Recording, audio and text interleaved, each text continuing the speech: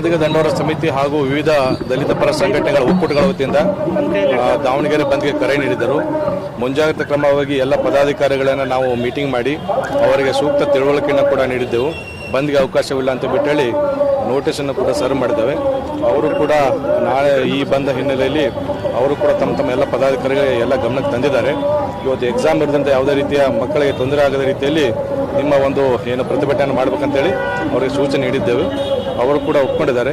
But ಬೆಳಗ್ಗೆ ಬಸ್ಗಳಿಗೆ ತಡೆ ಹಾಕ್ತಾರೆ ಅಂತ ಬಿಟ್ಟೇಳಿ ಮಾಹಿತಿ ಬಂದ ಹಿನ್ನೆಲೆಯಲ್ಲಿ ನಾವು ಕೂಡ ಸ್ಥಳಕ್ಕೆ ಬಂದಿದ್ದೇವೆ. ಎಸ್ಪೆಷಲಿ ಶಾಲಾ ಕಾಲೇಜುಗಳು ಹೋಗ್ತಕ್ಕಂಥ ಮಕ್ಕಳಿರ್ಬೋದು, ಎಕ್ಸಾಮ್ ಬರ್ತಕ್ಕಂಥ ಮಕ್ಕಳಿರ್ಬೋದು ಮತ್ತು ಎಮರ್ಜೆನ್ಸಿ ಸರ್ವಿಸಸ್ಗೆ ಯಾವುದೇ ರೀತಿ ತೊಂದರೆ ಆಗದಾಗೆ ಬಂದೋಬಸ್ತನ್ನು ಮಾಡ್ಕೊಂಡಿದ್ದೇವೆ. ಅದರ ಜೊತೆಗೆ ಫೈರ್ ಟೆಂಡರ್ಸು ಮತ್ತು KSRP ತುಕಡಿಗಳು, DR ತುಕಡಿಗಳು ಮತ್ತು QRT ಟೀಮ್ ಇವೆಲ್ಲವೂ ಕೂಡ ಡಿಪ್ಲಾಯ್ ಮಾಡಿಕೊಂಡು ಯಾವುದೇ ರೀತಿಯ ಅಹಿತಕರ ಘಟನೆ ನಡೆದಾಗೆ ನಾವು ಸೂಕ್ತ ಭದ್ರತಾ ವ್ಯವಸ್ಥೆ ಕೈಗೊಂಡಿದ್ದೇವೆ. ಯಾವ ರೀತಿಯಾಗಿದೆ ಸರ್ ಸಿಟಿಯಲ್ಲಿ ಈಗ ಎಲ್ಲ ನಾರ್ಮಲ್ ಆಗಿದೆ. ಬಟ್ ಅಲ್ಲಿ ಪ್ರತಿಭಟನಾಕಾರರು ಬಸ್ಗಳನ್ನು ಸ್ಟಾಪ್ ಮಾಡ್ತಾ ಇದ್ದಾರೆ.